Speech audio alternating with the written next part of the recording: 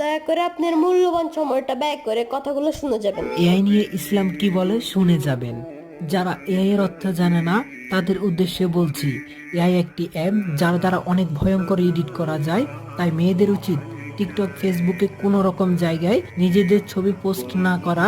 তার কারণ হলো মেয়েদের ছবি দিয়ে এআই দ্বারা অনেক ভয়ঙ্কর এডিট করতে পারে, ফলে পরবর্তীতে এর প্রভাব তার জীবনে পড়তে পারে। আশা করি বুঝতে পেরেছেন এই যুগের বড় ধরনের ফিতনা হলো এআই।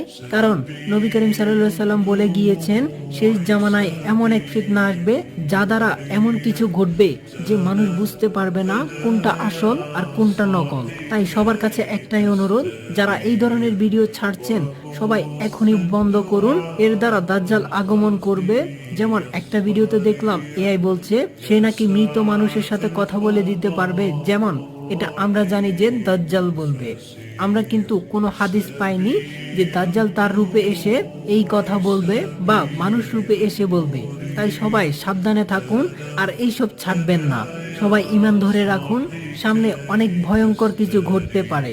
আল্লাহ আপনি আমাদের ঈমান শক্ত করে দিন এবং সবাইকে বোঝার তৌফিক দান করুন, আমিন। আর ভিডিওটি বেশি বেশি করে শেয়ার করুন যাতে মানুষ বুঝতে পারে, আর সেই সব মানুষদের কাছে পৌঁছে দিন যারা এইগুলো করছে।